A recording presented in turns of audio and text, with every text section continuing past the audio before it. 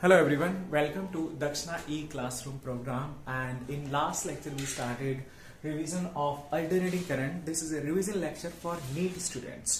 तो last class में अपन ने अल्टरनेटिंग करंट और अल्टरनेटिंग सोर्स का डेफिनेशन देखा था। यहाँ पे पोलरिटी चेंज होना बहुत मस्ट है, जरूरी है बेसिकली एक रेगुलर इंटरवल के बाद। फिर यहाँ पे कुछ टर्मिनोलॉजी जो कि अपन ने एवरेज वैल्यू ऑफ सोर्स और average value of like current end voltage and RMS value, इनका मीनिंग क्या होता है और कैसे कैलकुलेट करते हैं। एवरेज वैल्यू अपन एक कंप्लीट साइकिल के लिए, हाफ साइकिल के लिए कैलकुलेट करते हैं, and RMS value complete cycle के लिए। तो एवरेज वैल्यू अगर I equal to I not sine of omega t एक साइनोसॉइडल फंक्शन है तो इसके लिए 2 I not by pi and RMS value is I not by root 2। ये ध्यान रखने का, रिमेंबर दीज वैल्यूज, ये आपको काम आती है। And then we talked about phasor diagram, that is very important. तो फेजर डायग्राम एक मैथमेटिकल टूल है to solve problem based on alternating current. अभी अपन आगे देखेंगे R series, RC circuit, RL circuit and ये एलसी सर्किट। तो यहाँ पे देखेंगे फेजर डायग्राम कितना इंपॉर्टेंट है। With the help of phasor diagram we will be able to get all other things very easily, ठीक है ना। तो वो सब चीजें देखेंगे। और अपन ने लास्ट क्लास में देखा था कि ईच सर्किट एलिमेंट है, इसमें आता है कैपेसिटर, इंडक्टर और रेजिस्टेंस। तो इनके अक्रॉस जब अल्टरनेटिंग सोर्स कनेक्ट किया जा रहा है, then how these elements behave, इनके अक्रॉस करंट, वोल्टेज, ये सब चीजें क्या है, कैसे वेरी करती हैं, फेज का कैसे रिलेशन होता है, वो सब अपन को समझ में आना चाहिए। वो आपको याद रखने की भी चीज है। रेजिस्टेंस में करंट और वोल्टेज दोनों सेम फेज में रहते हैं। कैपेसिटर में करंट लीड करता है वोल्टेज को, और बोल सकते हैं कि वोल्टेज करंट को लैग करता है पाई बाई 2 से। एंड इंडक्टर में करंट लैग करता है वोल्टेज को, और वोल्टेज करंट को लीड करता है पाई बाई 2 से। तो ये फेज रिलेशन आपको याद रखना होगा, बहुत जरूरी है ना। और हमने पावर के बारे में देखा था। तो average power in an AC circuit, average power I naught V naught by 2 into cos of 5। Cos 5 is called power factor, ठीक है ना। और 5 क्या है, फेज डिफरेंस और phase angle between I and V, clear. तो ये अपन देखे थे कि लाइक प्योरली इंडक्टर और कैपेसिटर, इन दोनों के लिए पावर फैक्टर की वैल्यू क्या होती है, 0। तो मतलब इनमें एवरेज पावर कोई डिसिपेट नहीं होती। लेकिन रेजिस्टेंस के लिए पावर फैक्टर नॉन जीरो होता है। So only in resistance heat or energy is getting dissipated. Let's continue with the discussion, and the next part is series RC circuit. तो अभी अपन ने इंडिविजुअल सर्किट एलिमेंट की चीजों को देखा। अगर दो एलिमेंट सीरीज में RC, RL, LC कनेक्ट कर दी जाते हैं, तब आपको कुछ भी इस सर्किट के बारे में पूछा जाए। अब कुछ भी में क्या क्या पूछा जा सकता है, सर्किट में current, voltage, instantaneous voltage across each circuit element, power factor, phase difference between current end voltage, right, समझ आ रही चीजें। तो ये सब आपको, और इम्पीडेंस पूछा जा सकता है, और पावर कंज्यूम एक्चुअली। तो ये सब चीजें बहुत आसान है अगर आपको समझ में आती है। तो मैं तुम्हें एक तरीका बताता हूँ कि कैसे कैसी चीजें क्या क्या है। देखो बहुत आसानी से थोड़ी सी चीजें आप याद रखोगे, बहुत easily you will be able to get things actually. और एक और पार्ट, एक पार्ट के लिए आप फॉर्मूला याद रख लो, दूसरे पार्ट के लिए बहुत आसानी से उसको मॉडिफाई भी कर पाओगे, ठीक है ना। तो अभी बात करते हैं सीरीज आरसी सर्किट के लिए। तो यहाँ पे आर रेजिस्टेंस और कैपेसिटेंस दोनों को सीरीज में कनेक्ट किया गया है विद एन अल्टरनेटिंग सोर्स, ठीक है। तो V is equal to V naught sine of omega T. ये अपने पास अल्टरनेटिंग सोर्स है। This is resistance and this is capacitor. Frequency है ओमेगा और रेक्टेंगुलर फ्रीक्वेंसी। सबसे पहले यहां पे आपको ड्रॉ करना है फेजर डायग्राम, ठीक है। फेजर डायग्राम कैसे ड्रॉ करेंगे, फेजर डायग्राम के लिए कार्टेशियन कोऑर्डिनेट एक्स वाई। अब एक और पॉइंट इंपॉर्टेंट यहां पे, वो क्या है, फेजर डायग्राम में दो क्वांटिटीज है अपने पास, क्या, करंट और वोल्टेज। कौन सी क्वांटिटी को एक्स एक्सिस पे लेना है, कौन सी क्वांटिटी को वाई एक्सिस पे लेना है, ये भी इंपॉर्टेंट पॉइंट होता है। कैसे डिसाइड करते हैं मैं आपको बताता हूं कि जो क्वांटिटी, जैसे एक पॉइंट इंडिविजुअल सर्किट एलिमेंट में तो कोई खास फर्क नहीं पड़ता है, ठीक है ना। किसी को भी एक को एक्स एक्सिस पे ले लो तो दूसरी को वाई एक्सिस पे। लेकिन जब सीरीज पैरेलल कॉम्बिनेशन में होते हैं तो जो क्वांटिटी कॉमन है, जैसे सीरीज में करंट कॉमन रहता है, पैरेलल में वोल्टेज और पोटेंशियल डिफरेंस कॉमन रहता है। So common quantity is taken along x axis. वो आपके लिए कैलकुलेशन को आसान बना देगा। दैट्स वाई अगर दूसरी केस में अदरवाइज लाइक आप उसको डिफरेंट कॉमन क्वांटिटी को इधर भी लेकर के चलते हैं, प्रॉब्लम आप सॉल्व कर लोगे but you will face difficulties in considering. आपको साइन और डायरेक्शन वगैरह बहुत सारी चीजों का एडिशनली ध्यान रखना पड़ेगा, ठीक है ना। तो ये आपके लिए कन्वेंशनल होगा, इजी होगा। सो दैट्स वाई जो कॉमन क्वांटिटी है उसको एक्स एक्सिस के अलावा और लाइक अनकॉमन क्वांटिटीज को वाई एक्सिस के अलावा, और जो भी क्वांटिटी फिर उसके बाद एक्स एक्सिस के अलावा हरी वो तो ड्रॉ करनी है। तो जैसे अभी यहाँ पे देखते हैं, तो ये क्या है सीरीज आरसी सर्किट, तो यहाँ पे कॉमन क्या गया होगा आर और सी, क्लियर ना। तो ये देखो पहली बात तो सॉरी फॉरवर्ड, यहाँ पे कॉमन क्या होगा करंट अक्रॉस आर एंड सी। तो करंट को अपन ने सर्किट का करंट ये करंट ले लिया आई एक्स एक्सिस के अलावा। अब देखते हैं है सर्किट में करंट आई है, यहाँ पे करंट आई है, तो वी आर क्या हो जाएगा, potential difference across R will be I into R, ठीक है। सो वी आर तो अपन को पता है कि सेम फेज में आता है, so this is V R. VC, अब आपको ये भी समझ में आना चाहिए वीसी कैसे निकालते हैं। तो ये तो अपन ने लास्ट क्लास में देखा था कि सर्किट एलिमेंट, तो इंडक्टर के सॉरी कैपेसिटर के अक्रॉस क्या आता है, इसका इंपीडेंस क्या होता है एक्सी बराबर 1/ओमेगा सी। तो वीसी क्या हो जाएगा आई इंटू एक्सी, सही है। तो वीसी क्या लिखेंगे अपन, VC is equal to I into XC and clear. तो ये आ गया अपने पास वीसी, और वीसी का करंट को क्या करता है, voltage across capacitor is lagging behind by phase angle π/2। तो VC is equal to I into XC, clear. अब ये दोनों है वी आर और वीसी, तो अब इनको हम एल्जेब्रिकली नहीं ऐड कर सकते, ये आपको ध्यान में रखना होगा चीजें। इनको अपन वेक्टोरियली ऐड करेंगे तो यहां से रिजल्टेंट आएगा एक under root V R square plus V C square, ठीक है। एंड वी आर वीसी को आई को मैं डायरेक्टली कॉमन ले रहा हूं, तो ये क्या आ गया I under root R square plus XC square.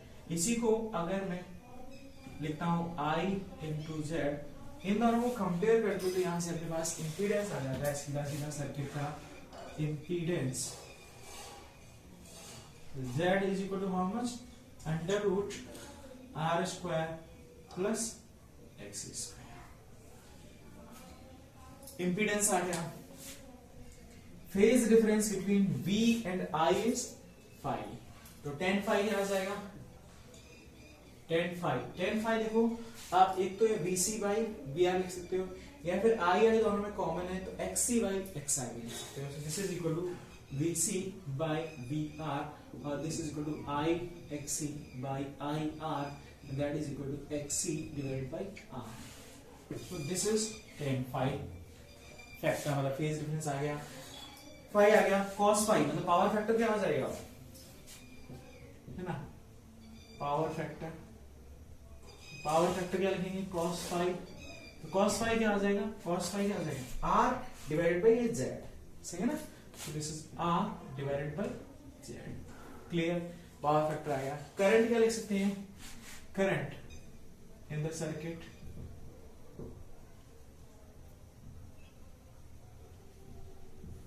I is equal to V not divided by Z। ये तो पीक वैल्यू आ गई करंट की।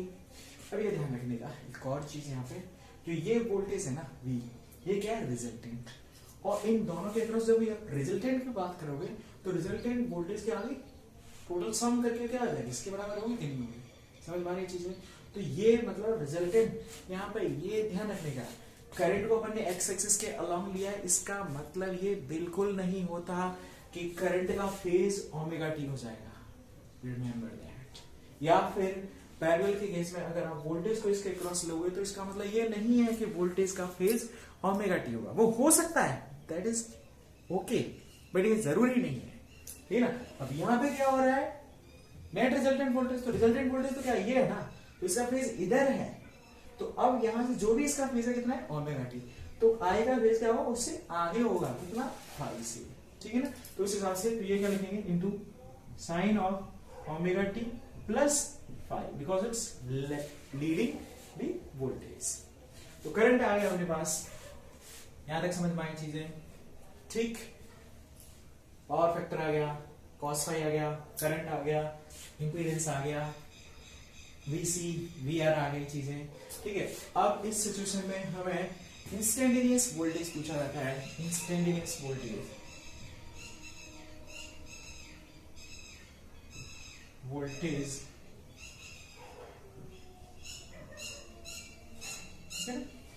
across a capacitor. तो कैपेसिटर में क्या आ जाएगा, इंस्टेंटेनियस वोल्टेज क्या आ जाएगा कैपेसिटर के across, I into XC. Clear, I क्या है, I अपना ऊपर आ चुका है, ठीक है ना। एक और चीज, ये I इंटू एक्सी करोगे तो उसका तो फेज क्या आएगा, इधर आएगा, लेकिन वोल्टेज अक्रॉस कैपेसिटर क्या है, इस करंट के फेज से भी लैग करता है पाई बाय 2 से। ये चीज भी आपको ध्यान रखनी है। तो इसका फेज क्या लिखेंगे, देखो मतलब VC क्या लिखेंगे, I इंटू एक्सी, ये तो आ गया एम्पलीट्यूड, और फेज के टर्म्स में लिखेंगे तो ये आ जाएगा I नॉट को मैं लिख सकता हूँ basically this V not by Z multiplied by XC into sine of omega T plus five, ये तो क्या आ गया करंट का फेज। अब ये क्या है, VC इससे भी लैग कर रहा है, सो माइनस पाई बाई 2। समझ में आई चीजें, तो ये क्या आ गया, VC आ गया। ऐसे ही across register,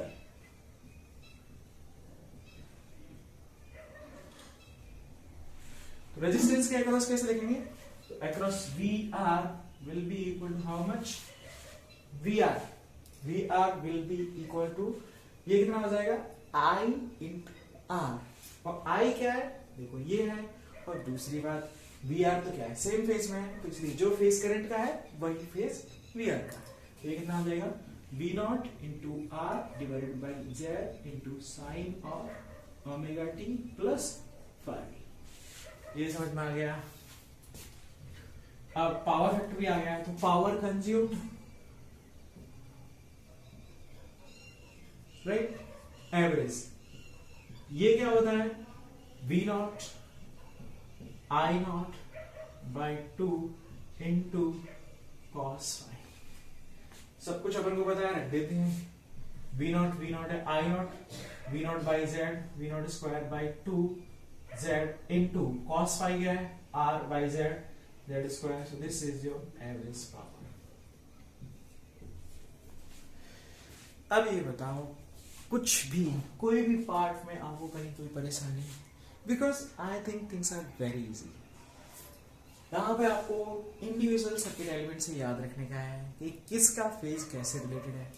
phasor diagram draw करो, common quantity current x axis में, VR सेम फेज में होगा, VC लैगिंग है, VL होता ऊपर आ जाता, नेट रिजल्टेंट कंपेयर करके इंपीडेंस आ गया, VC IC R IC XC, phi आ गया, कॉस फाई आ गया, करंट लिख सकते हैं, वोल्टेज का तो फेज लीड कर रहा है फाई से, फाई की वैल्यू ये है अपने पास, इंस्टेंटेनियस वोल्टेज आ गई फेज को ध्यान में रखते हुए, अक्रॉस रेजिस्टेंस कैपेसिटर, पावर आ गया, like everything is there, you can calculate. तो आपको कुछ भी पूछा जा रहा है, you should be in position to answer. अब देखो, अगर आपको एक पार्ट की चीजें याद हैं, ठीक है ना, तो दूसरे पार्ट के लिए हम इसी को मॉडिफाई करके थोड़ा सा चीजों को बदल करके उसको हम RL के लिए भी सॉल्व कर सकते हैं। Let me show you for that part also.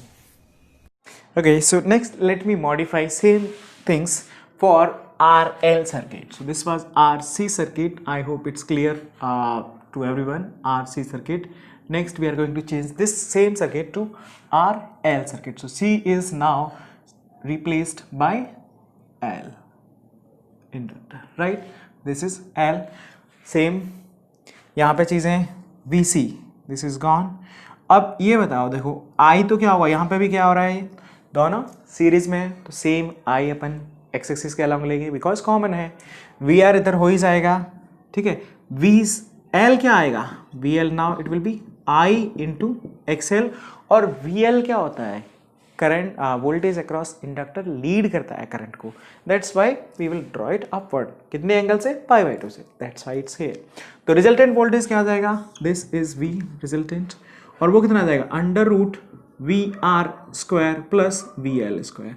दोनों को VR VL को ऐसे ही रखेंगे तो ये क्या आ जाएगा, VR square plus VL square, ये क्या हो जाएगा, XL हो जाएगा I इंटू जेड। कंपेयरिंग तो यहाँ से वी सी क्या हो जाएगा, वी एल हो गया, ये भी वी एल हो गया, ये भी क्या हो जाएगा, वी एल हो जाएगा। तो जेड आ गया impedance under root R square plus V L X L square. Phi क्या हो जाएगा, वी एल बाई, यहाँ पे ये क्या आ गया, फेज डिफरेंस फाई। तो फाई क्या आ जाएगा, V L by V R, तो ये क्या हो जाएगा, I X L by R and that is X L by R. Clear. तो देखो बहुत आसानी से अपन निकाल पा रहे हैं ना सब कुछ, V R V L Z, और सिंपल सी चीज़ें यहाँ पे आप ऐसे भी समझ सकते हैं। जब थोड़ा सा अगर आपको प्रैक्टिस हो जाती है तो मतलब लाइक वोल्टेज की डायरेक्शन में ही आप क्या कर लो, रिएक्टेंस और रेजिस्टेंस का फेज ले लो, ठीक है ना, क्योंकि V इक्वल टू क्या होगा, आई आर, ठीक है ना, तो उसी की डायरेक्शन में फेज ले लो। मतलब just in case you are comfortable, you are feeling confidence and then only, ठीक है ना। तो यहाँ पे क्या होगा, डायरेक्टली आपको पता चल जाएगा, अच्छा वी एल इधर है तो यहाँ एक्स एल हो गया, इधर आर हो गया, तो अंडर रूट जेड डायरेक्टली लिख सकते हो आप, R under root R square plus X L square, ठीक है। अगर नहीं समझ में आ रही है, कोई परेशानी है, then go exactly this way, step by step, ठीक है। तो यहाँ तक आ गया। पावर फैक्टर क्या हो जाएगा इस सिचुएशन में भी, आर बाई जेड, फाई अपने पास आ ही गया, cos phi R by Z, Z क्या है, under root R square plus X L square. Current, अब देखो ये जो फेज है वो क्या है, नेट वोल्टेज का फेज, तो करंट इस सिचुएशन में क्या करेगा, लैग करेगा फाई से। तो करंट क्या लिखेंगे, वी नॉट बाई जेड, तो आ गया करंट का amplitude sine of omega T minus phi, सही ना, तो माइनस फाइव, तो ये क्या आ गया, दिस इज जो करंट इन द सर्किट, और जो क्या कर रहा है, लैग कर रहा है। समझ में आ रही चीजें, फाइव एंगल से। इंस्टेंटेनियस वोल्टेज अक्रॉस इंडक्टर, अब यहां फिर से आपको चीजें ध्यान रखनी होंगी। तो अक्रॉस इंडक्टर के अक्रॉस वोल्टेज क्या आ जाएगा, V L is equal to I into X L into sine of omega T plus phi, plus नहीं यहाँ पे माइनस फाइव। तो ये तो आ गया बेसिकली करंट का फेज, लेकिन वोल्टेज क्या कर रहा है यहाँ पे, अक्रॉस इंडक्टर करंट को भी लीड कर रहा है पाई बाई टू से, तो प्लस पाई बाई टू। जैसे कैपेसिटर में लैग कर रहा था तो माइनस पाई बाई टू किए थे, यहाँ लीड कर रहा है तो ये phase plus pi by two. Across resistance, तो जो करंट का फेज है वही, V naught by Z I into R into sine of omega T minus phi, because ये माइनस फेज करंट का है। समझ में आई चीजें। तो ये आ गया अपना रेजिस्टेंस के अक्रॉस वोल्टेज। ये क्या है, इंस्टेंटेनियस वोल्टेज है। एक और चीज यहाँ पे ध्यान रखने का, इंस्टेंटेनियस वोल्टेज के लिए अगर आप केवीएल लगाते हैं तो चीज़ें आपकी सही आएंगी and that's a valid result. Instantaneous voltage, क्योंकि किसी भी टाइम पे अगर आप केवीएल लगाएंगे तो V instantaneous this plus V instantaneous across R plus V instantaneous across L will be zero. लेकिन जो ये पीक वैल्यू हैं दिस ये क्या है, पीक वैल्यू है, तो इनको आप ऐड करोगे फैक्टोरियली भी इवन और एल्जेब्रिकली कैसे भी, तो वो आपका रिजल्टेंट वोल्टेज के बराबर नहीं होगा। ये ध्यान रखने का, ठीक है ना। सो इंस्टेंटेनियस वोल्टेज के लिए केवीएल आप लगा सकते हैं, ठीक है। सो वन पॉइंट दिस, ठीक है। जहाँ हालांकि जो मैं अभी पॉइंट बोला नीट के लिए आपको ज़्यादा ज़रूरत नहीं पड़ती है, but in case if you require then I am telling you for instantaneous voltage you can apply the KVL, ठीक है ना। एवरेज लाइक या फिर मतलब पीक वोल्टेज के लिए आप केवीएल को सिंपल नहीं लगा सकते। फिर पीक वोल्टेज में क्या होगा, इसका एम्पलीट्यूड स्क्वायर प्लस इसका amplitude square will be equal to इसका एम्पलीट्यूड स्क्वायर, ठीक है ना। So just remember that this is power consume. यहाँ पर भी क्या रेजिस्टेंस है, तो कॉस फाइव भी नॉन जीरो है, तो वही हो जाएगा V not I naught into cos five, V naught simplify करके ये अपने पास सेम पावर भी आ गया कंज्यूम्ड इन द सर्किट। तो यहाँ पर भी आप समझ सकते हैं, देखो बहुत आसान सी चीज़ें हैं, कुछ भी लाइक कॉम्प्लेक्स नहीं है ज़्यादा। और phasor diagram it's very important thing, remember them, learn them, understand them.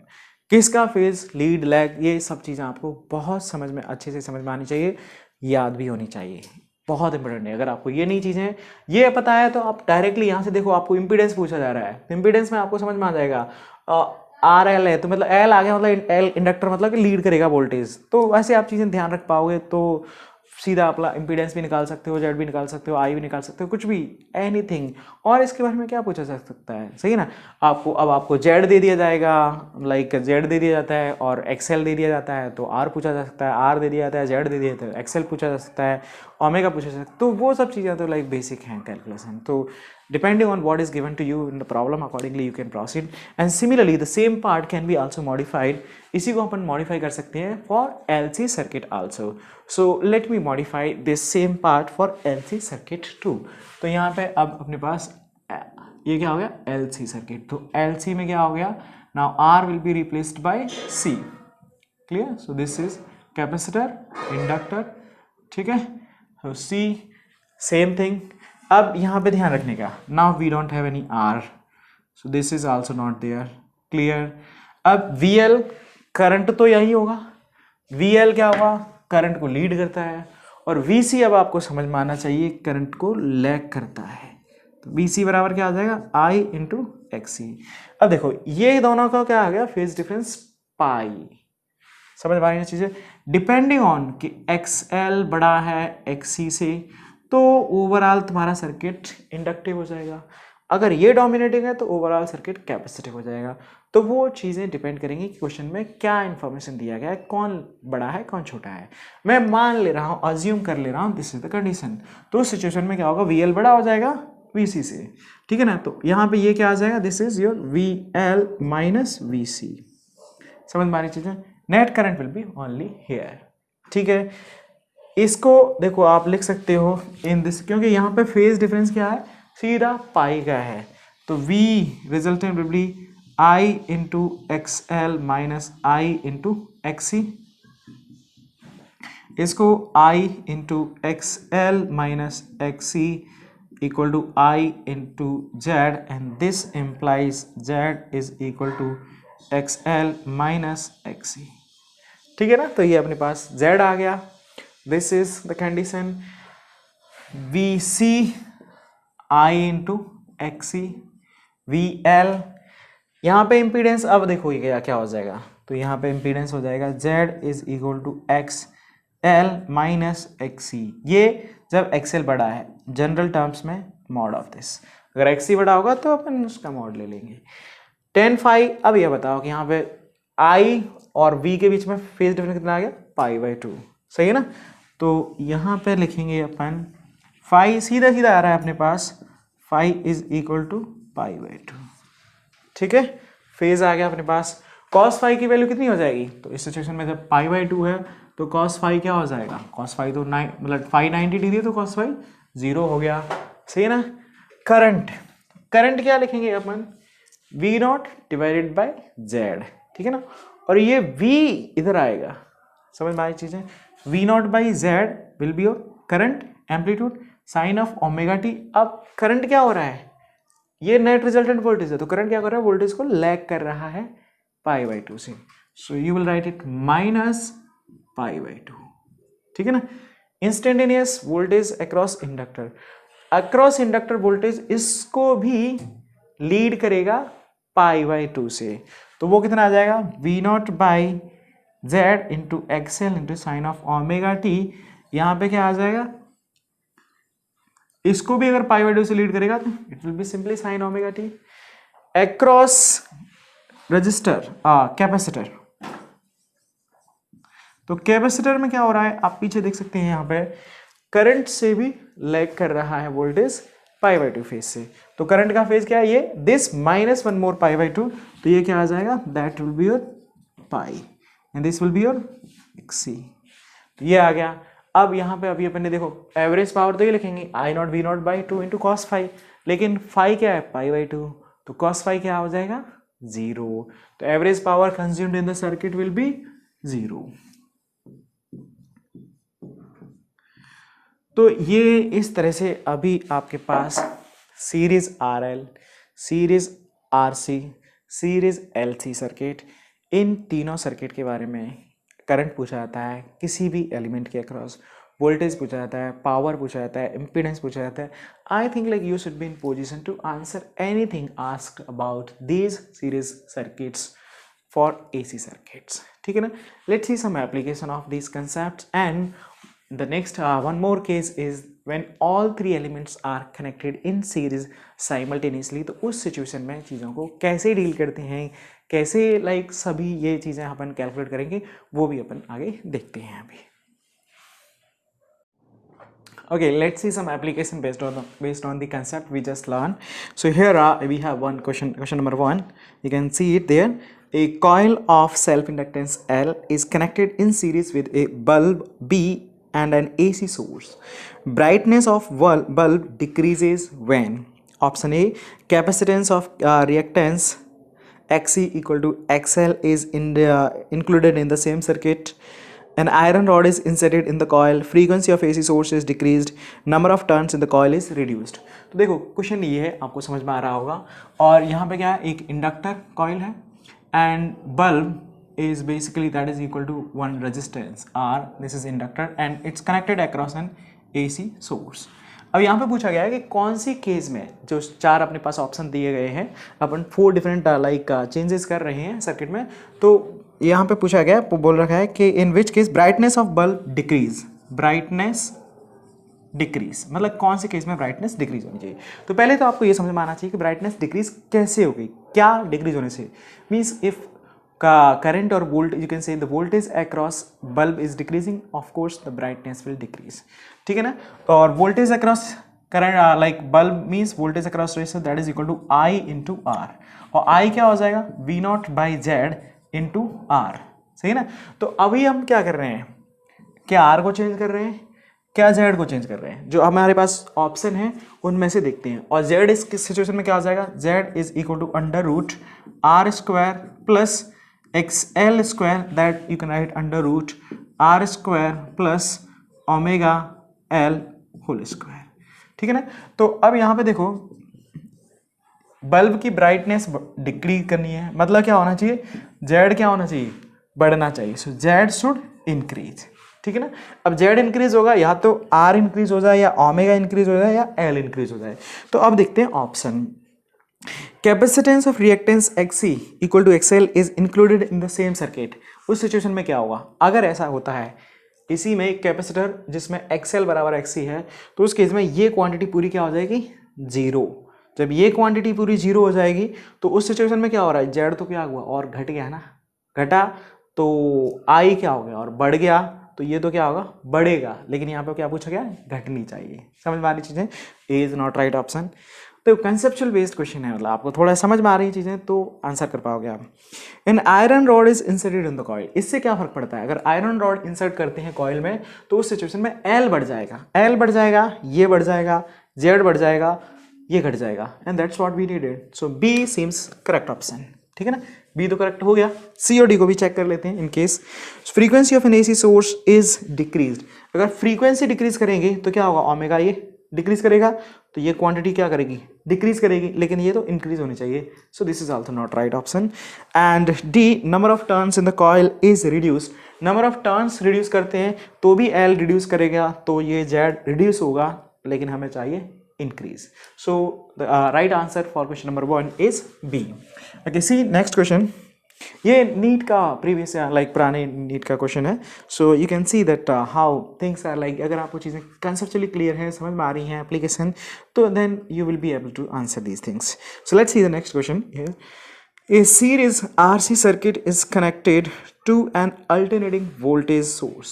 तो यहाँ पर है RC circuit connected. Equation you can read it there. And situations are given. 1, when capacitor is air filled. 2, when capacitor is mica filled. Mica मतलब some dielectric constant which is greater than air. Current through resistor is I and voltage across capacitor is V. Then जो A और B basically situation है, उनमें आपको current और voltage के लिए comparison करना है. So the question is there and let me write. So this is question number 2. यहाँ पे हो क्या रहा है, सीरीज RC सर्किट है अपने पास, RC सर्किट है, कनेक्ट किया गया है अल्टरनेटिंग सोर्स के अक्रॉस.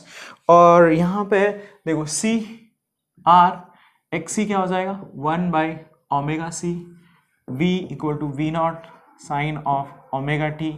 करंट क्या लिखेंगे सर्किट में, क्योंकि करंट तो क्या होगा, I और I across R and C both will be same. तो करंट क्या हो जाएगा सर्किट में, I is equal to V0 divided by Z, that is under root R square plus 1 by omega C का होल स्क्वायर, ठीक है ना. So this is your I and what will be your V C, मतलब voltage across capacitor, that will be I multiplied by X C. So this you can write V not divided by under root R square plus 1 by omega C whole square into X C, जो कि X C बराबर क्या है 1 by omega C. These are relation. अब देखो क्या change कर रहे हैं उसका इफेक्ट देखते हैं. तो केस ए है, मतलब जिस basically case 1 when capacitor is air field, जब एयर फील्ड होगा, और बी केस में दिस इज एयर फील्ड, मैं इसको बोलता हूँ सी ए और ये माइका, तो इसका मतलब सी बी. यहाँ पे क्या होगा, माइका फील करेगा तो डाइलेक्ट्रिक कांस्टेंट है, तो उससे क्या होगा सी बी बढ़ जाएगा, C B will be greater than C ए.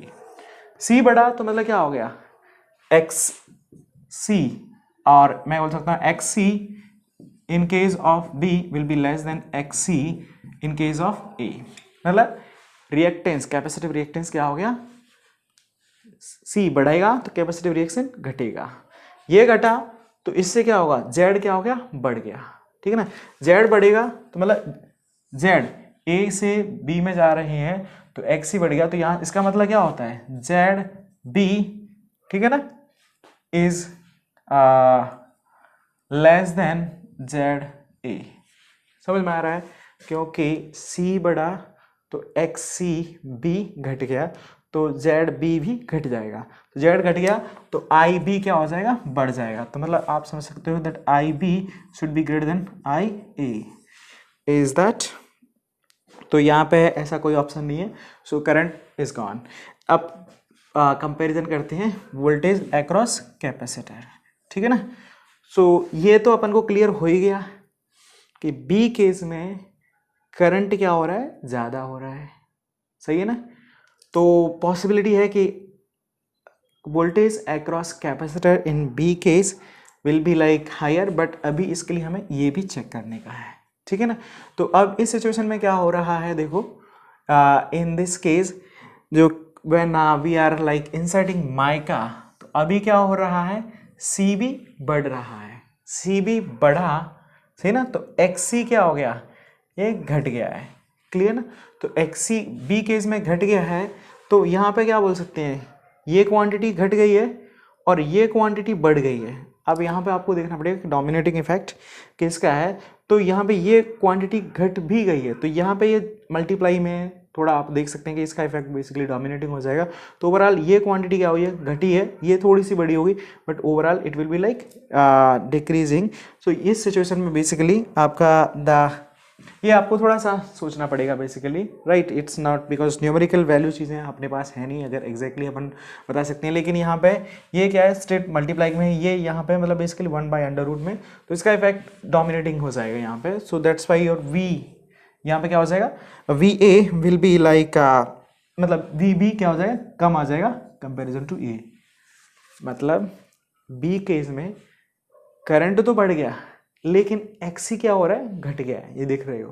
तो एक्सी ये घटा है भैया 1 बाई अंडर रूट, मतलब यहाँ पे अंडर रूट में घटा है, तो उसका इफेक्ट ये और उसके साथ में भी है, ये आप देख सकते हो. तो यहाँ जो बढ़ने का इफेक्ट है वो बढ़ रहा है और यहाँ घट रहा है, लेकिन ये इफेक्ट डोमिनेटिंग हो जाएगा, सीधा स्ट्रेट फॉरवर्ड है. ये यहाँ पे 1 बाई अंडर रूट में है चीज़ें और लाइक प्लस में है, तो जो इसका इफेक्ट कम आएगा basically. So this will dominate and that's why V B will be less than V A. So right answer for second case will be your fourth option, that is D, ठीक है ना. Okay, see next question here. Okay, so see here next example. So question number 1, an AC voltage is applied to a resistance R and inductor L in series. If R and inductive reactance are both equal to 3 ohm, the phase difference between applied voltage and current in the circuit. अब देखो ये question आप सब पढ़ सकते हैं वहाँ पे. This is a straight forward question actually. यहाँ पे क्या दे रखा है R दे रखा है तुम्हें 3 ohm और XL that is also given as 3 ohm, और पूछा क्या गया है phase difference between V and I. तो यहाँ पे तो ये I हो गया और V यहाँ पे ये हो जाता है, और tan phi क्या हो जाता है यहाँ पे XL डिवाइड बाई R. सब कुछ आपको सीधा सीधा दे रखा है 3/3 equal to 1. This implies phi is equal to how much pi by 4. इतना सा आंसर है. This is matching with option B. ठीक है ना. Next question here, a coil has resistance 30 ohm and inductive reactance 20 ohm at 50 hertz frequency. If an AC source of 200 volt and 100 hertz frequency is connected across the coil, current in the coil will be. तो यहाँ पे क्या हो रहा है, question number 4, coil है जिसका resistance है 30 ओम, ठीक है, और XL है 20 ओम बट 50 हर्ट्ज पे. तो अगर ये XL 50 हर्ट्ज की जगह 100 हर्ट्ज हो जाएगा तो ये कितना हो जाएगा, ये भी डबल हो जाएगा, तो ये भी कितना हो जाएगा 40 ओम एट 100 हर्ट्ज. ठीक है ना. अब इसको कनेक्ट किया गया है, सोर्स क्या है 200 वोल्टेज 100 हर्ट्ज. तो इम्पीडेंस कितना आ गया, Z is equal to under root this square plus this square, so 30 square plus 40 square, तो ये आ जाएगा 50 ओम. Z आ गया अपने पास. तो अभी I क्या हो जाएगा, V by Z, that is 200 divided by 50, that is equal to 4 ampere. So this is what it is asking. So it is asking current in the coil, then that will be 4.0 ampere and that matches with option B is correct. So यहाँ पे देख सकते हैं चीज़ें like जो अभी अपन ने देखा उसी पे बेस्ड एप्लीकेशन है जो कि प्रीवियस लाइक पुराने नीट में पूछे गए हैं. तो अगर आपको चीज़ें आसान आती हैं, समझ में आ गई हैं, तो these things would be like easy for you people. Okay, so the next topic is series LCR circuit. तो यहाँ पे बेसिकली तीनों एलिमेंट्स एक साथ कनेक्ट कर दिए जाते हैं, L, C and R. L, R, C वो सीक्वेंस से कोई फ़र्क नहीं पड़ता यहाँ पे, you can connect it in either sequence, कैसे भी कनेक्ट कर सकते हैं. तो ये L inductor, capacitor and resistor, और सोर्स है अपने पास V0 sine of omega t, right. This is a AC source, alternating source connected.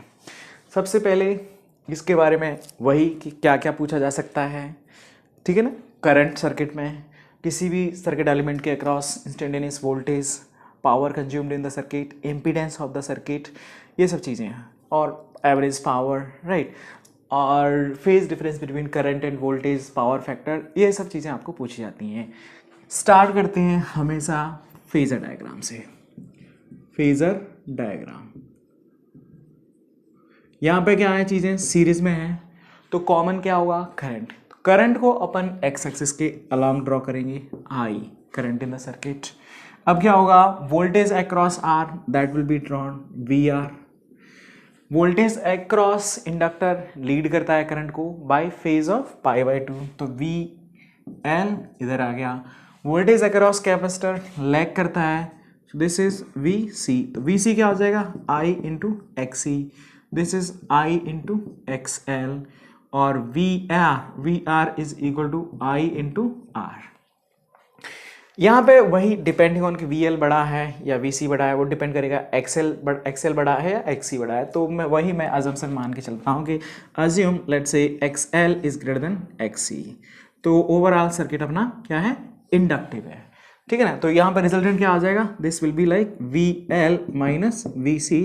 तो अब क्या आ गया, VR इधर आ गया और इन दोनों का रिजल्टेंट नेट इधर आ गया. तो अभी नेट वोल्टेज आ जाएगा इधर, that will be, we will write V. तो अब ये क्या होगा, देखो इसका और इन दोनों का रिजल्टेंट, तो you will write it VR whole square plus VL minus VC का whole square. Clear. So this is your resultant V, ये नेट करंट. समझ में आई चीज़ें. तो अब यहाँ पे V को वही ये सब लिखते हुए तो अपन क्या लिख देंगे, V is equal to, okay let me just first, तो यहाँ पे IR, तो I को मैं बाहर ले ले रहा हूँ, तो ये क्या आ गया under root R square plus VL क्या हो जाएगा, I XC, I ऑलरेडी बाहर ले लिया, XC minus XL minus XC का होल स्क्वायर. कंपेयर करोगे इसको I Z से, तो अपने पास क्या आ जाता है, impedance of the circuit, impedance of circuit. तो इम्पीडेंस कितना आ गया, Z is equal to under root R square plus XL minus XC whole square. This is impedance of the circuit. Clear, समझ पा रही हैं चीजें. ठीक है। सो इम्पीडेंस आ गया। अब यहाँ पे देखो, ये अप्रोच आपको समझना है। और दूसरी बात, हाँ मैं ये कहना चाह रहा था यहाँ पे कि डायरेक्टली अगर आपको प्रॉब्लम में इम्पीडेंस पूछा जा रहा है ना, तो आप सीधा सीधा मतलब वी आर कुछ मतलब आर अलॉन्ग एक्सिस, मतलब जहाँ पे वोल्टेज आता है ना उसकी जगह पे वोल्टेज की जगह क्या करना है आपको, रिएक्टेंस और रेजिस्टेंस रख लेना है। तो ये क्या आ जाएगा, एक्स एल एक्स सी इधर। अब अगर एक्सएल बड़ा है तो रिजल्टेंट इधर आ जाएगा, अगर एक्स बड़ा है तो रिजल्टेंट इधर आ जाएगा।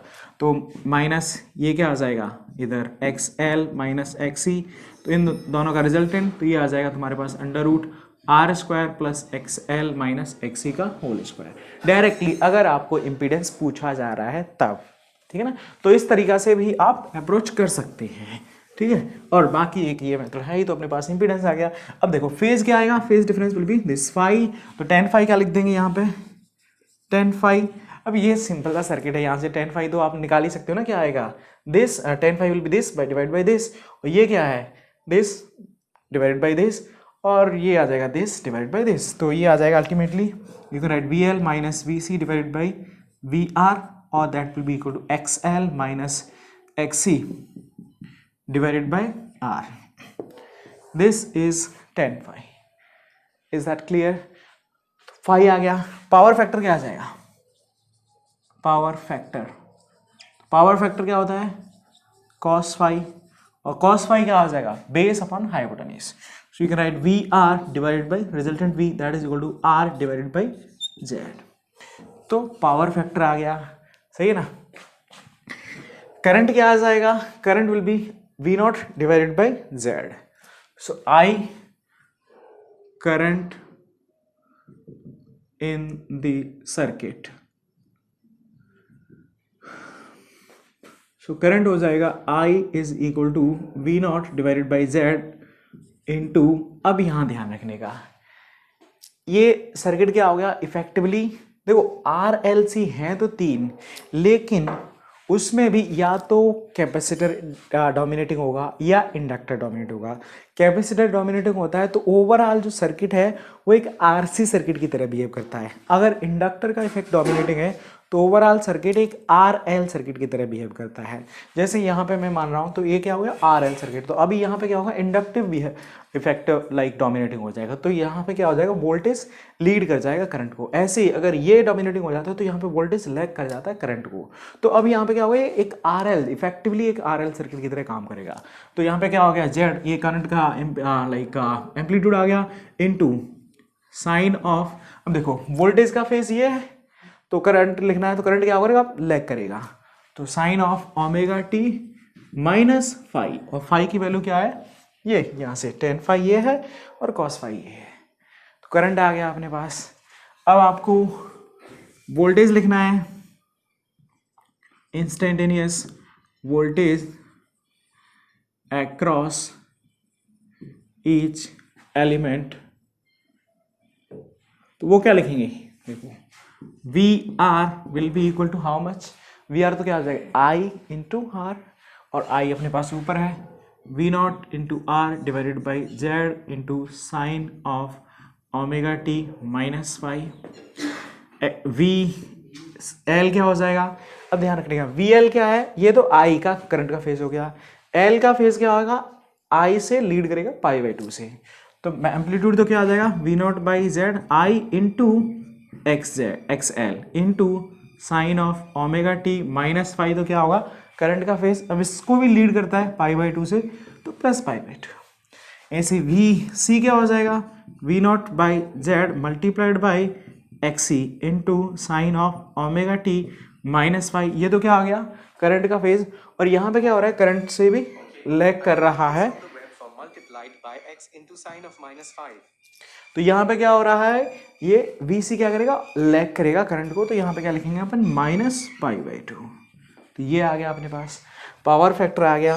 पावर क्या होगा पावर कंज्यूम्ड, ठीक है ना, तो पावर कंज्यूम्ड क्या लिखते हैं average power is equal to V not I not divided by two into cos of I, सब कुछ अपने पास है, वी नॉट है ही, आई नॉट कितना आ गया ये V naught by Z, cos phi की वैल्यू भी अपने पास पता है आर बाई जेड, सब कुछ अपन यहाँ पे रख देंगे तो ये अपने पास आ जाता है V naught square by Z square into R. So that will be your average power consumed in the circuit. अब एक और चीज़ यहाँ पे आ जाती है, क्योंकि देखो कंडीशन क्या हो रहा है यहाँ पे, ये जो क्वांटिटी है Z इम्पीडेंस, ये इन पे डिपेंड कर रहा है, और ये क्वांटिटीज दोनों डिपेंड करती हैं ओमेगा एंगुलर फ्रीक्वेंसी पे। तो एक ऐसी कंडीशन आ जाती है कि जो ओमेगा, एक पार्टिकुलर ओमेगा पे ये क्वांटिटी जीरो हो जाती है, तो मतलब आरएल से सर्किट होते हुए भी यहाँ पर रिएक्टेंस क्या हो जाता है, जीरो हो जाता है। तो उस टाइम पे इम्पीडेंस क्या हो जाएगा, मैक्सिमम। तो करंट क्या हो जाएगा, मिनिमम। समझ में आ रही है? सॉरी, ये इम्पीडेंस क्या हो जाएगा, मिनिमम, तो करंट क्या हो जाएगा, मैक्सिमम। उस कंडीशन को हमें सर्किट का रेजोनेंस बोलते हैं। So let me tell you about that resonance of this circuit. Okay, so next इसमें आता है बेसिकली रेजोनेंस। ये भी एक इंपॉर्टेंट पैरामीटर होता है। वैसे इसमें मेनली आपको रेजोनेंस की कंडीशन क्या है, रेजोनेंस फ्रीक्वेंसी, वो सब चीज़ आपको समझना तो पड़ता है। तो जेड अपने पास क्या आ गया, under root R square plus X L minus X C का होल स्क्वायर। इसी को मैं और लिख सकता हूँ R square plus omega L minus 1/ओमेगा सी होल स्क्वायर। तो जेड क्या हो रहा है, डिपेंड कर रहा है ओमेगा पे, ठीक है ना। अगर मैं इसको जेड को जेड वर्सेस ओमेगा प्लॉट करता हूँ, ठीक है ना, तो एक पार्टिकुलर ओमेगा पे अगर ये क्वांटिटी देखो, ये क्या है, स्क्वायर में है तो ये पॉजिटिव है, ये भी पॉजिटिव है। लेकिन अगर ये क्वांटिटी जीरो हो जाती है तो ये जेड क्या हो जाएगा, मिनिमम, चाहिए ना। तो वो जेड मिनिमम कब हुआ, when X will be minimum और इक्वल टू जीरो। मतलब omega L by omega C equal to zero implies omega is equal to 1/√LC। इसी को बोलते हैं रेजोनेंस फ्रीक्वेंसी, ठीक है। तो यहाँ पे क्या होता है रेजोनेंस फ्रीक्वेंसी पे, बेसिकली देखो in resonance frequency reactance zero हो जाता है, ये मिनिमम हो जाता है। The graph looks like something this, ठीक है। तो ये क्या हो गई अपने पास, ओमेगा रेजोनेंस। इस सिचुएशन में क्या हो रहा है, Z become equal to R. अब इससे पहले ओमेगा छोटा हो गया, ओमेगा छोटा होगा तो ये क्वांटिटी बड़ी हो जाएगी, ये क्वांटिटी छोटी हो जाएगी। So X C will be higher. तो मतलब सर्किट क्या होगा तुम्हारे, एक कैपेसिटिव सर्किट की तरह बिहेव करेगा। For omega greater than omega resonance, तो उस टाइम पे ओमेगा बड़ा हो गया तो ये क्वांटिटी बड़ी हो जाएगी, ये क्वांटिटी छोटी हो जाएगी। तो ओवरऑल सर्किट क्या होगा, एक इंडक्टिव सर्किट की तरह बिहेव करेगा।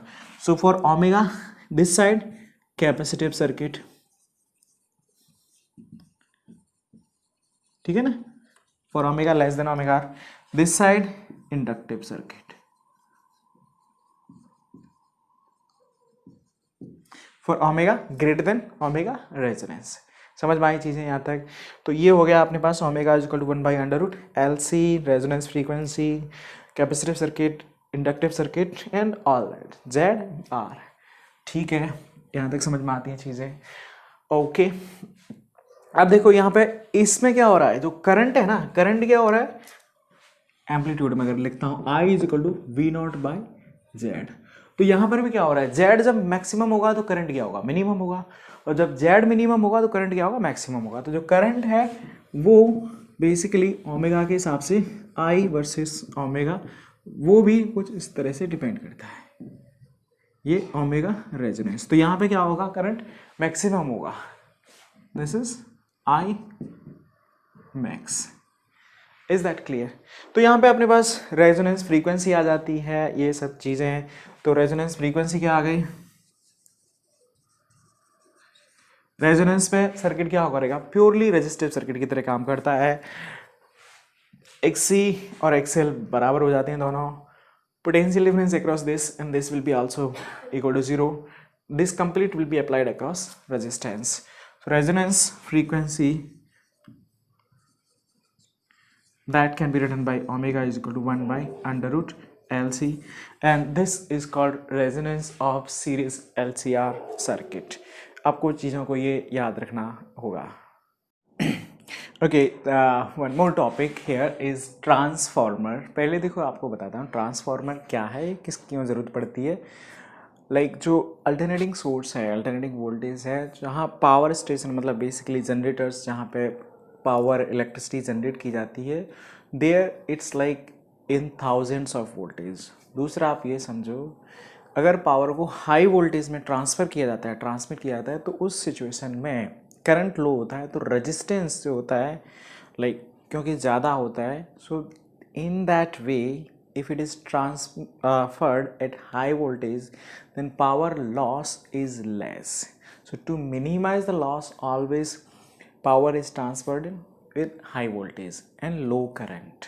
ठीक है, ट्रांसफार्मर बेसिकली अब आपको जैसे मतलब आपने देखा होगा कि पावर लाइन से कभी कभी 4000 वाट 4400 11,000 वाट ऐसे मतलब ट्रांसफर किया, लेकिन अपन घरों में यूज़ करते हैं वो तो 220 वोल्टेज है, ठीक है ना। तो उसको लाइक एक जगह तुम्हें 1000 या 2000 4000 से 220 लाना है, कहीं पावर स्टेशन पे उसको हो सकता है क्योंकि ट्रांसमिट करना है तो उसको अगर डिपेंडिंग ऑन कि कितनी वाट पे वोल्टेज पे जनरेट की जा रही हो सकता है 400 वोल्टेज या 440 पे जनरेट की जा रही है, उसको तुम्हें और 1000 में कन्वर्ट करना हो तो वहाँ पे तुम्हें वोल्टेज को बढ़ाना होगा, करंट को घटाना होगा। तो ये जो काम है ना, वोल्टेज को बढ़ाना, करंट को घटाना, या फिर करंट को बढ़ाना, वोल्टेज को घटाना, that is done by transformer. कैसे करता है उसका सिंपल सा प्रिंसिपल है। यहाँ पे बेसिकली इसकी डिज़ाइन भी बहुत सारी होती हैं, लेकिन एक डिज़ाइन के बारे में हम यहाँ बात कर रहे हैं जो कि बेसिक आपके प्रिंसिपल को एक्सप्लेन करती है। तो यहाँ पे क्या होता है कि एक इनपुट वोल्टेज होती है, अपन वोल्टेज यहाँ देते हैं, ये कॉपर वाइंडिंग्स कॉइल होती है जो कनेक्टेड होती है, और ये लेमिनेटेड सीट्स होती हैं, आयरन सीट्स वगैरह। तो ये सीट्स काम करती हैं, जो यहाँ से क्या होगा, अब ये कॉइल है, इस पे इनपुट वोल्टेज देते हैं तो यहाँ पे क्या होगा, ये मतलब फ्लक्स जनरेट होता है, और ये फ्लक्स इन कॉइल इनके थ्रू वाइंड ये कॉइल्स के थ्रू मतलब बेसिकली ये लैमिनेटेड सीट्स के थ्रू सेकेंडरी नेक्स्ट कॉइल ये वाइंडिंग है उस पर ट्रांसफ़र हो जाता है। तो यहाँ पे जो प्राइमरी इनपुट वोल्टेज होता है, ये चेंजिंग फ्लक्स, ये चेंज होगा, अल्टरनेटिंग है, ये चेंज होगी वोल्टेज, तो इधर भी चेंजिंग फ्लक्स, ये चेंजिंग फ्लक्स, तो यहाँ पे क्या हो रहे हैं, नंबर ऑफ कॉइल्स मतलब बेसिकली नंबर ऑफ टर्न्स हैं सेकेंडरी कॉइल में, तो उसके करस्पॉन्डिंग यहाँ पे आउटपुट वोल्टेज। तो अगर हमें वोल्टेज को बढ़ाना है तो यहाँ पे नंबर ऑफ टर्न्स ज़्यादा कर देंगे, अगर वोल्टेज को घटाना है तो प्राइमरी में ज़्यादा कर देंगे, सेकेंडरी में कम कर देंगे। इस तरह से चीज़ें यहाँ पे क्या हो जाती हैं, लाइक वोल्टेज को अप डाउन किया जा सकता है, ठीक है।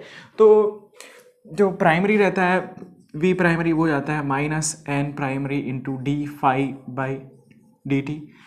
ये देख सकते हो कि हर एक टर्न से जो फ्लक्स लिंक होगा यहाँ पे, और वो क्या हो रहा है, मान के चलते हैं अगर कोई लॉस नहीं हो रहा तो पूरा फ्लक्स ही यहाँ ये सीट्स के थ्रू ये इस कॉइल से लिंक हो रहा है, तो इसलिए ये प्राइमरी हो जाता है। ऐसे ही सेकेंडरी हो जाता है, यहाँ पे V secondary is equal to -n secondary into d∅/dt, ठीक है। और यहाँ पे आप बेसिकली ये भी लिख सकते हो वी प्राइमरी ये minus this is equal to 0। इस सिचुएशन में हमारे पास ये भी आता V primary actually n primary into d∅/dt। Point यहाँ पे ये है कि इन दोनों के बीच में एक फेज डिफरेंस भी रहता है, फेज ऑफ पाई, ठीक है। तो इन दोनों को अगर हम डिवाइड कर देते हैं तो यहाँ से अपने पास Vp/v सेकेंडरी ये आ जाता है n primary by n secondary.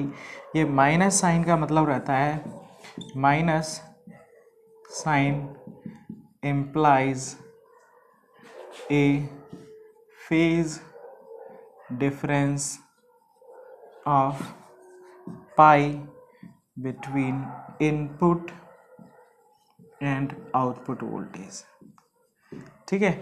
और ये मान लिया जाता है कि अगर कोई पावर लॉस नहीं होता, जो कि आइडियल ट्रांसफार्मर में आप मान सकते हैं कि power loss is 0, real transformer में लॉस होता है। यहाँ पे एडी करंट की वजह से लॉस होता है, वाइंडिंग है उनका रेजिस्टेंस होता है, उसको कॉपर लॉस बोलते हैं। तो इन्हीं को एडी करंट लॉस को रिड्यूस करने के लिए इसको अपन थिन सीट्स लैमिनेटेड सीट्स लेते हैं, अदरवाइज़ ये पूरा एक मेटल का थिक मेटल का भी कोर बनाया जा सकता है। So that is why like, तो वो कुछ लॉस भी होते हैं, बट हम आइडियल सिचुएशन में मानते हैं, है ना, ideal condition no power loss. तो उस केस में क्या हो जाएगा, जो इनपुट पावर हो जाएगा वो क्या हो जाएगा, V input V primary into I primary. Output power हो जाता है that is V secondary into I secondary. ठीक है। तो पहली बात, जब नो पावर लॉस तो ये दोनों बराबर हो जाएंगे, तो यहाँ पे हमारे पास ये भी आता है V primary by V secondary is equal to I secondary by I primary, और ये हो जाता है N primary by N secondary. तो ट्रांसफार्मर में पावर जनरेट नहीं होती, बिल्कुल भी नहीं होती, वो उसका सिर्फ काम है पावर को मेंटेन रखते हुए वोल्टेज को कम करना, कभी करंट को बढ़ा करके, या फिर करंट को कम करना वोल्टेज को बढ़ा करके। That is the work of transformer. तो ये रहता है बेसिकली आइडियल केस में ये दोनों बराबर होते हैं, तब ये कंडीशन हो जाती है। जो रियल ट्रांसफार्मर होते हैं, रियल ट्रांसफार्मर, तो उनमें कुछ एनर्जी लॉस हो जाती है। सो इसमें जो इनपुट पावर है that is not equal to output power. तो यहाँ पे एक इफिशियंसी भी हम बोल देते हैं, इफिशियंसी ऑफ ट्रांसफार्मर, है ना। इफिशियंसी क्या हो जाता है basically, P output divided by P input multiplied by 100, this is called efficiency of transformer. तो ये यहाँ पे कुछ चीज़ें हैं, ये आपको समझ में आनी चाहिए। ये number of turns primary secondary और किधर, तो अगर आपको प्राइमरी मतलब सेकेंडरी को बढ़ाना है तो यहाँ पे ये टर्न्स को बढ़ा दो, ठीक है ना। तो यहाँ पे उसी के हिसाब से लाइक अपन इसको ट्रांसफार्मर को मैं यहाँ पे इसको इरेज कर दे रहा हूँ, ठीक है। सो दो ट्रांसफार्मर हो जाते हैं, एक स्टेप अप और step down transformer. Step up transformer अगर N secondary is greater than N primary, तो इस केस में क्या हो जाएगा, V secondary is greater than V primary, तो वोल्टेज क्या हो गई, बढ़ गई। This is called step up transformer. Step down transformer उसका उल्टा है एग्जैक्टली। तो स्टेप डाउन ट्रांसफार्मर में क्या हो जाएगा, सो स्टेप डाउन ट्रांसफार्मर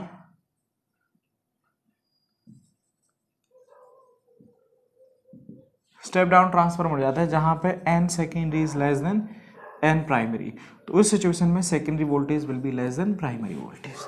तो ये कंडीशन, तो मेन जो यहाँ पे गेम है वो है number of turns in primary and secondary coil.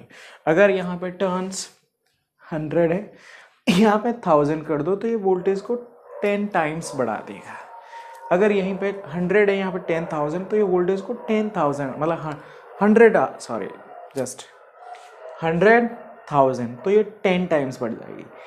110,000 then voltage will increase by 100 times, ठीक है ना। तो that basically depends on, and this is all about your transformer. Remaining things you read from like your notebook. So I hope this is all about your theoretical part, and let me just give you a few examples, few problems which were asked in previous NEET papers. Okay, so let's see some application of the concept based on transformer and series LCR circuit. So here you can see the next question, first question. So in the given circuit, reading of voltmeter V1 and V2 are 300 volt each. तो V1 क्या है, across inductor, and V2 क्या है, across capacitor. दोनों के across reading क्या है, 300 volt, and source reading is 220 volts and 50 hertz. Reading of voltmeter V3 and ammeter A are respectively. तो देखो सिंपल से लाइक प्रॉब्लम आपको काफ़ी कॉम्प्लेक्स सा दिख रहा होगा डायग्राम, लेकिन बहुत सिंपल सा प्रॉब्लम है एक्चुअली में। यहाँ पे क्या हो रहा है, इंडक्टर और कैपेसिटर के अक्रॉस वोल्टेज सेम है। वो तभी होता है जब क्या होगा, बिकॉज पहली बात तो ये क्या होते हैं, इंडक्टर और कैपेसिटर के अक्रॉस वोल्टेज अपोजिट फेज में होती है। अगर बराबर है तो वो क्या होगा, कैंसिल हो गया। मतलब क्या होगा कि पूरा वोल्टेज किसके अक्रॉस आएगा, रेजिस्टेंस के। तो सीधा आंसर कर सकते हैं। तो V3 क्या हो जाएगा, सीधा 220 वोल्टेज, और करंट क्या हो जाएगा, 220 volt divided by 100 ohm, so that will be equal to 2.2। तो आपका आंसर कौन सा मैच कर जाएगा, that will match which like question. तो answer will be like 1 B will be there, so it will be like 220 voltage will be the voltage V3, and current will be I will be equal to, or ammeter reading will be 2.2 ampere. That matches with option B. Next question. Okay, so here it's given as power dissipated in LCR series circuit connected to an AC source of EMF E। तो ये तो अभी अपन like देखे थे, तो AC source में power क्या होता है, this is E square into R divided by Z square, और E स्क्वायर है, R है, और Z क्या हो जाता है, स्क्वायर है, it's R square plus omega L minus 1 by omega C का होल स्क्वायर एंड दिस। सो ये मैच कर रहा है अपना, like that matches with option number D. So it's simple formula based problem. तो देख सकते हैं चीज़ें इजी है, स्ट्रेट फॉरवर्ड चीज़ें हैं। Okay, that is next question. Alright, so next question based on transformer. Transformer is used to light 100 watt and 110 volt lamp from 220 volt mains supply. If the main current is 0.5 ampere, the efficiency of the transformer is approximately. So the question you can read it there. तो यहाँ पे क्या हो रहा है, जो ultimately power delivered है वो क्या है, 100 watt बल्ब को चलाया जा रहा है। मेन सप्लाई क्या है, वो है 220 वाट वोल्टेज और 0.5 एम्पियर करंट। तो मतलब इनपुट पावर क्या हो गया, that is 220 multiplied by 0.5, that is 110 वाट। तो इफिशियंसी ईटा क्या हो जाएगा, आउटपुट कितना है 100, इनपुट 110 मल्टीप्लाइड बाई इफिशियंसी, तो ये आ जाता है तुम्हारा रफली 90% अप्रोक्सीमेटली पूछा गया। So that matches with option which one, here it is matching with option number B. So efficiency of the transformer will be 90%. Okay, next question. The core of the transformer is laminated because, you can read it there. तो यहाँ पे option दे रखे हैं, ratio of voltage in primary and secondary may be increase, ये तो definitely नहीं होता है। The energy losses due to eddy current may be minimise, this is actually the right answer, क्योंकि कोर को लैमिनेट किया जाता है।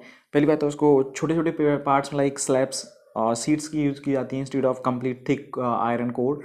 That is also to reduce the eddy current or minimize the eddy current losses. So the weight of the transformer may be reduced, definitely no. The rusting of the core may be prevented, no. The core, so it's like B is the right option.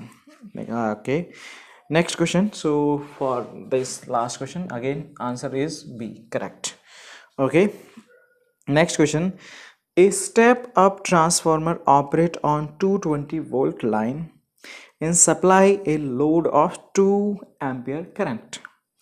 The ratio of primary and secondary winding is 1/25, the current in the primary. तो इसके लिए देखो ये क्या है, आपके पास formula based problem है। यहाँ पे अभी अपन ने क्या देखा था, I primary by I secondary is equal to V secondary by V primary equal to N secondary by N primary। और यहाँ पे तुम्हें दिया क्या गया है, the supply a load, okay, step up transformer operate on this line and supply a load of 2 ampere। तो मतलब इसका मतलब क्या होगा, यहाँ पर तो सीधा the ratio of primary and secondary current, तो secondary windings, so primary by secondary, तो मतलब 25/1, तो ये दे रखा है। और तुम्हें current in the primary, तो I secondary दिया गया है तुम्हें 2 एम्पियर, तो सीधा इसको यूज करना है। तो I primary क्या हो जाएगा, I primary is equal to 2 multiplied by 25, that will be your 50 ampere current. So that matches with the option B also, right? Should be clear. Okay, similarly we can see next problem. The primary winding of transformer has 500 turns, whereas its secondary has 5000 turns. Primary is connected to an AC supply of 220 voltage 50 hertz. The secondary will have an output. So this is also exactly, तो यहाँ देख सकते हो कितनी simple formula base, ये भी NEET का problem है बेसिकली।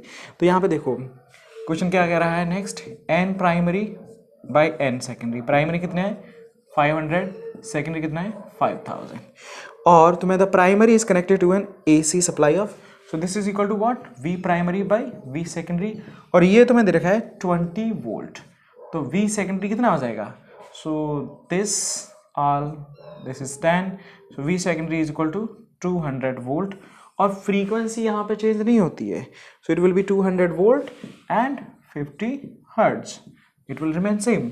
तो यहाँ ऑप्शन कौन सा मैच कर गया अपना, 200 volt 50 hertz, it matches with option C. So these are some of the questions based on the concept of transformer and LCR circuit. Again, for cracking NEET, practice is very important. This was all about your concept from AC. I hope it should make your doubts clear and concept clear. Now it's your time to practice as many problems as you can. Then only you will be able to digest these topics. So that's all for today. Thank you so much.